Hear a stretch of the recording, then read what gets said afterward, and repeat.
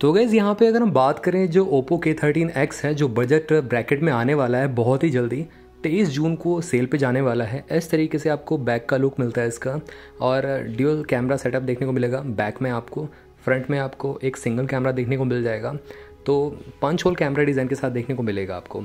और इसको हम डायरेक्टली कंपेयर करें जो iQOO का Z10X है जो बजट ब्रैकेट में अगेन आता है 6500 mAh बैटरी के साथ और Dimensity 7300 चिपसेट के साथ, जो आई थिंक 2 महीने पहले आया था। तो देखते हैं दोनों में से बेटर कौन सा है, क्योंकि लोग कंफ्यूज हो जाते हैं मतलब ओप्पो का बेटर है या iQOO का बेटर है, क्योंकि iQOO ज़्यादा वैल्यू फॉर मनी जो चीज़ें हैं वो हार्डवेयर प्रोवाइड करता है। ओप्पो क्या करता है, ओप्पो मेनली फोकस करता है कैमरा पे। तो ये सब चीज़ें आपको ध्यान में रखनी है किसी फ़ोन को बाय करने से पहले। क्या आपके लिए कैमरा प्रायोरिटी है, क्या आपके लिए परफॉर्मेंस प्रायोरिटी है, क्या आपके लिए लॉन्ग टर्म के लिए ड्यूरेबिलिटी बेटर है, तो कौन सा फ़ोन आपको बाय करना चाहिए इस वीडियो में आपको पता चलेगा। iQOO Z10X versus Oppo K13X दोनों का कंपैरिजन करेंगे। वैसे आप चैनल पे पहली बार आए तो चैनल को सब्सक्राइब कर सकते हो, बेल आइकन को ऑल कर सकते हो। साथ में आप हमारे टेकबॉक्स चैनल को भी टेलीग्राम पे ज्वाइन कर सकते हो, जहाँ पे हम बहुत ही कमाल की डील डालते रहते हैं।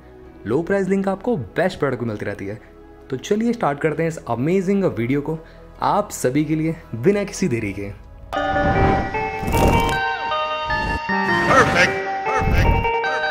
तो यहाँ पे कन्फ्यूज़न ही कन्फ्यूज़न है। अंडर 15 के मतलब दो फ़ोन्स हैं, iQOO Z10X 5G और ओप्पो K13X 5G।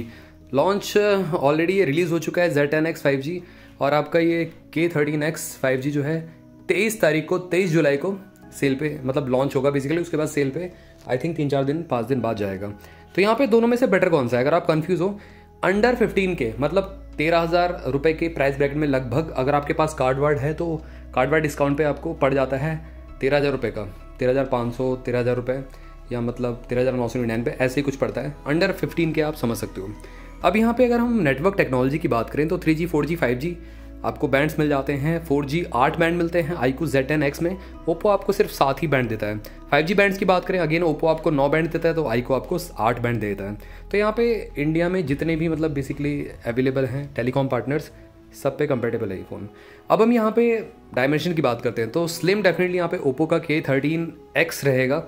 ऑब्वियसली बात है ओप्पो का K13 आपने देखा वो भी काफ़ी स्लिम था, तो यहाँ पे ये भी सेम मतलब उस तरीके से स्लिम फ़ोन बन जाता है। iQOO थोड़ा सा ज़्यादा मोटा रहता है और वेट डिस्ट्रीब्यूशन भी यहाँ पे कहीं ना कहीं ओप्पो का स्लाइटली यहाँ पे हल्का है as compare to iQOO Z10X 204 grams का है, अप्रॉक्सीमेटली 14 ग्राम का अंतर मिल जाता है। अब यहाँ पे बात करें फ्रेम और बैक आपको प्लास्टिक का ही मिलेगा ऑल्दो दोनों में ही, बट फ्रंट पे आपको ग्लास मिल जाता है और ये फ्लैट ग्लास डिज़ाइन के साथ डिस्प्ले आती है और साथ ही में यहाँ पे आपको क्रिस्टल शील्ड ग्लास का प्रोडक्शन मिलता है ओप्पो में कहीं ना कहीं, जो कि काफ़ी अच्छी बात है।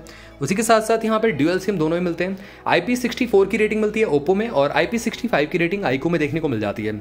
Dust and splash resistant basically कह सकते हो आप, बट ओप्पो आपको एक मिलिट्री ग्रेड की टफनेस लेके आता है जो iQOO प्रोवाइड नहीं करता, तो स्लाइटली बेटर मतलब ड्यूरेबिलिटी आपको ओप्पो प्रोवाइड कर देगा। तो यहाँ पे डिस्प्ले की बात मैं करूँ आप सभी से तो यहाँ पे आपको दोनों में ही 6.72 इंचेस की आपको स्लाइटली बड़ी डिस्प्ले मिलती है iQOO में। वैसे दोनों ही IPS पैनल है, यहाँ पे IPS LCD पैनल मिलते हैं, 120 हर्ट्ज का रिफ्रेश रेट देखने को मिलता है।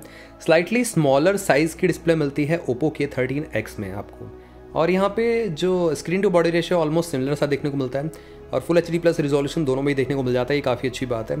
यहाँ पे ओप्पो इसलिए भी छोटी डिस्प्ले के साथ आता है क्योंकि कहीं ना कहीं ओप्पो K13 आपने देखा ही है काफ़ी स्लीक डिज़ाइन में आता है जैसे मैंने आपको बताया, और iQOO स्लाइटली आपको बिगर साइज़ का लगेगा। और पीक ब्राइटनेस मतलब HBM हाई ब्राइटनेस मोड्स भी डेफिनेटली ओप्पो K13X के बेटर हैं iQOO से। उसी के साथ साथ फुल HD प्लस रिजोल्यूशन जैसे मैंने आपको बता दिया यहाँ पे दोनों ही फ़ोन्स में देखने को मिल जाते हैं। अब बात करते हैं यहाँ पे प्लेटफॉर्म की, सॉफ्टवेयर की। Android 15 out of the box आपको दोनों ही देखने को मिल जाएंगे। ओप्पो आपको ColorOS 15 के साथ आउट ऑफ द बॉक्स मिलेगा। 1 साल का मेजर अपडेट, 2 साल के सिक्योरिटी पैचेस मिल जाएंगे देखने के लिए। और iQOO Z10X में भी अगेन एंड्रॉयड 16 तक जाएगा और 2 साल के सिक्योरिटी पैचेस देखने को मिल जाएंगे। तो यहाँ पे सॉफ्टवेयर सपोर्ट 1+2 ईयर्स का है, आई थिंक 2+3 ईयर्स का देना चाहिए था। उसी के साथ साथ यहाँ पे Dimensity 6300 प्लस चिपसेट मिलता है ओप्पो K13 में और K13X में बेसिकली। iQOO Z10X में आपको Dimensity 7300 चिपसेट मिल जाता है, 4 नैनोमीटर पे बेस्ड है यहाँ पे।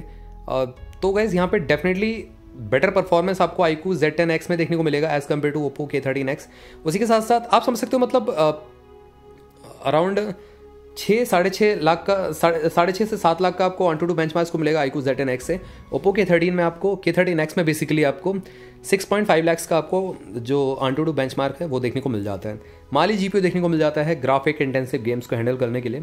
उसी के साथ साथ यहाँ पे मेमोरी की बात करें तो यहाँ पे आपको कार्ड स्लॉट तो नहीं देखने को मिलेगा, बट यहाँ पे आपको 6/128, 8/128 और 8/256 वेरिएंट देखने को मिल जाएंगे। Oppo K13X आपको बेस वेरिएंट से ही 8/128 से स्टार्ट है, जबकि iQOO आपको 6/128 में भी देखने को मिल जाता है। तो गैस बेस वेरिएंट का ही प्राइस रहेगा 12,999 रुपये, मैं आप क्लियर कर दूँ आप सभी को। एंड हायर वेरिएंट का प्राइस ऑलमोस्ट 16,000 रुपये तक जा सकता है। अब बात करें यहाँ पे UFS 3.1 आपको दोनों में ही देखने को मिल जाता है, जो कि ठीक है। यहाँ पे कम से कम UFS 2.2 तो नहीं दिया है, काफ़ी ज़्यादा लोअर हो जाता है वो तो फिर। अब यहाँ पे कैमरास की बात करते हैं तो यहाँ पे आपको फ्रंट कैमरा जो देखने को मिलता है दोनों में ही एक डिफरेंस देखने को मिलता है। iQOO यहाँ पे 16 मेगापिक्सल का फ्रंट सेल्फी कैमरा देता है, फोकस अपर्चर 2.4 का है, वाइड एंगल लेंस है, फुल HD 30 FPS पे आप रिकॉर्डिंग कर सकते हो। 4K ऑल तो यहाँ पे सपोर्ट नहीं मिलता।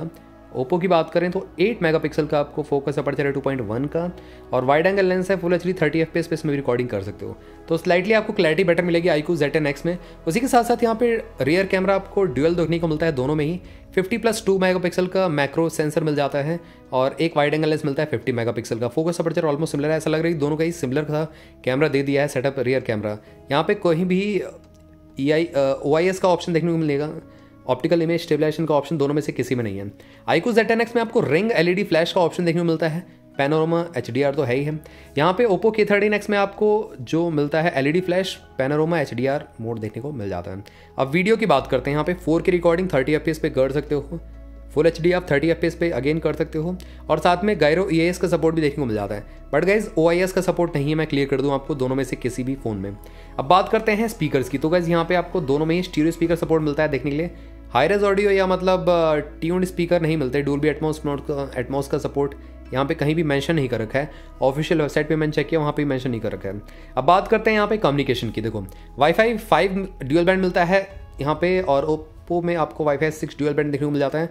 ब्लूटूथ 5.4 A2DP लाइट प्रोफाइल के साथ aptX HD भी सपोर्ट करता है Oppo K13X।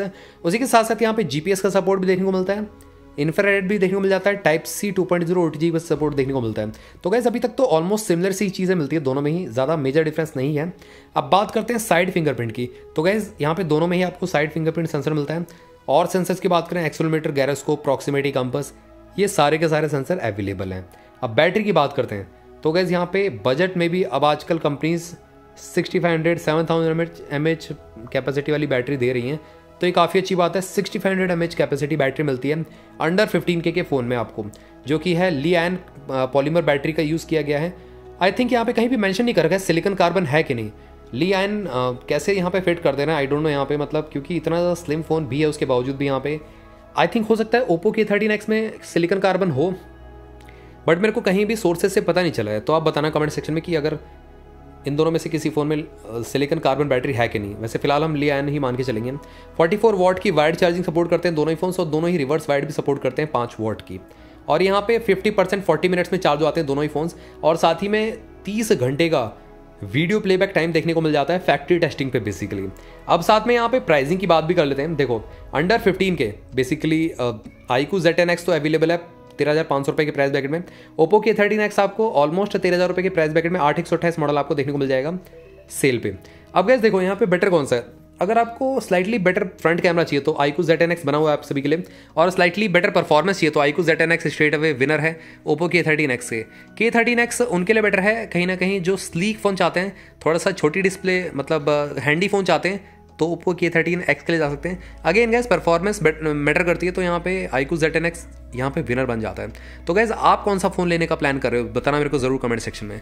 And gas channel को सब्सक्राइब करना मत भूलना, बेल आइकन को भी ऑल कर देना। मिलते हैं आप सभी से अगली वीडियो में, टिल देन बाय बाय।